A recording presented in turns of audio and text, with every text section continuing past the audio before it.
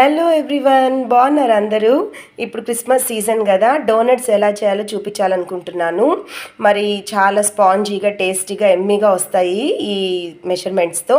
దీనికి కావాల్సింది ఏంటంటే, నేను 1 kg మైదా తీసుకున్నాను, అలాగే 1/2 kg షుగర్ పౌడర్ చేసి పెట్టుకున్నాను. దాంట్లో 7 eggs తీసుకున్నాను దానికి, అలాగే 1 table spoon baking powder, 1/2 table spoon baking soda, 1/2 glass milk రెడీగా పెట్టుకున్నాను, అలాగే 1 or 2 స్పూన్స్ వెనిలా ఎసెన్స్, అలాగే కొంచెం ఆయిల్, ఒక 3 స్పూన్స్ ఆయిల్, 4 స్పూన్స్ గీ తీసుకున్నాను. తర్వాత కొంచెం టేస్ట్కి సరిపడినంత సాల్ట్, కొద్దిగా చిటికెడు వేయాలంతే. సో ఇవన్నీ రెడీ చేసుకున్నాము. ఇంకా మనం ఎలా చేయాలని చూస్తామా. చూసారు కదా, నేను ఆ 7 eggs తీసుకున్నాను కదా, 7 eggs తీసుకున్న షుగర్ అంతా మిక్సీలో బాగా పట్టించేసాను. చక్కగా ఫోమ్ లాగా తయారైపోయింది. ఇంకా దీంట్లో మనం ఒక్కొక్కటి యాడ్ చేయొచ్చు. మనం తీసుకున్న 1 table spoon of baking powder, అలాగే 1/2 table spoon of baking soda, next మనం తీసుకున్న గీ,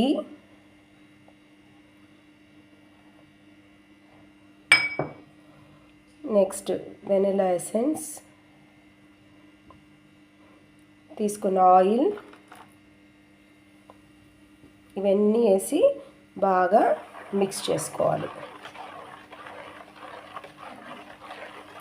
నేను మిక్సీ తిప్పేటప్పుడే, అంటే మిక్సీలో అన్నీ తిప్పేటప్పుడు తీసుకున్న పాలల్లో కూడా కొద్దిగా పాలు యాడ్ చేసుకున్నాను.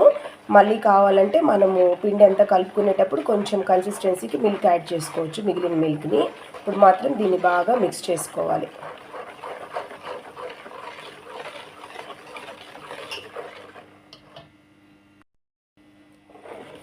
సో ఈ విధంగా నీట్గా దాన్ని మనం కలిపేసుకోవాలి. కలిపిన దాంట్లో కొంచెం సాల్ట్, టేస్ట్కి జస్ట్ పించ్ ఆఫ్ సాల్ట్ కొంచెం వేయాలి. వేసేసి మిక్స్ చేసేసుకోవాలి. ఇంకా ఇది చక్కగా తయారైపోయింది. దీనికి మనం పిండి కలిపేస్తాం ఇంకా. ఓకేనా, రెడీ అయిపోయింది. మనము పక్కన తీసి పెట్టుకున్న మైదాని వేస్తాము. జల్లిడి పెట్టుకుంటే ఇంకా మంచిదండి, బాగా వస్తుంది. మనం తీసుకున్న 1 kg ఆఫ్ మైదాని యాడ్ చేసుకుంటాము.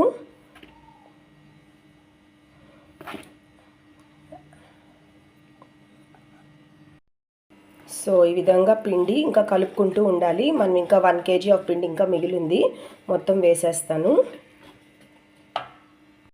చూసారు కదా, ఈ విధంగా మనము ఒక చపాతీ పిండి ఎలా కలుపుకుంటామో అంత హార్డ్గా కాకపోయినా సాఫ్ట్గా, ఈ విధంగా చూడండి ఎట్లుందో, ఇలా ఈ టెక్స్చర్లో మనము పిండిని కలిపి పెట్టుకొని రెడీ చేసుకోవాలి.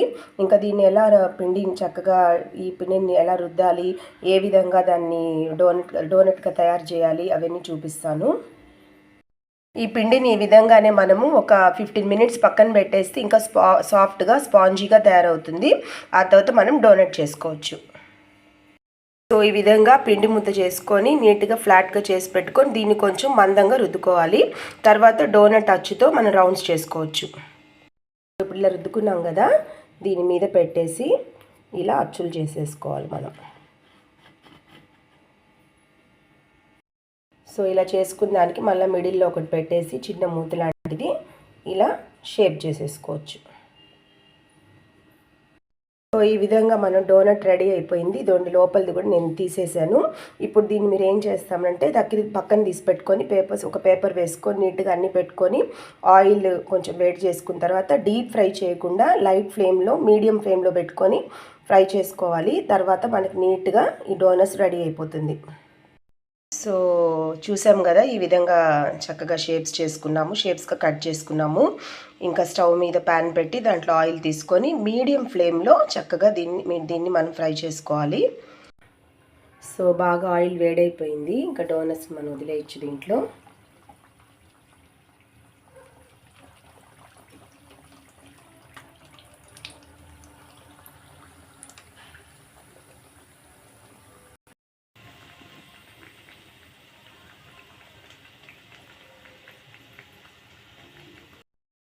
So tasty, yummy and super spongy fluffy donut ready. చాలా బాగుంటుంది, చాలా చక్కగా వచ్చింది. టేస్ట్ కూడా అలాగే ఉంటుంది. ఓకేనా, తప్పక టేస్ట్ చూస్తాము, ఎలా ఉందో కూడా చెప్తాను. ఓకే, సో టేస్ట్ చూస్తామా ఎలా ఉందో ఒకసారి. టేస్ట్ చూసి ఇది ఎలా ఉందో చెప్తాను. కానీ టేస్ట్ చూస్తే మనకు అర్థమవుతుంది. చాలా బాగుంది, చాలా టేస్టీగా ఉంది. చూడండి అసలు ఎంత సాఫ్ట్గా వచ్చిందో, చాలా సాఫ్ట్గా వచ్చింది. చూడండి ఇంత బాగా సాఫ్ట్గా ఉంది. సో ఈ ఇంగ్రీడియంట్స్తో మీరు కూడా తయారు చేసి మరి డోనట్ని హ్యాపీగా తిని ఎంజాయ్ చేయండి. ఓకేనా? Don't forget to like, share and subscribe to my channel. Thank you.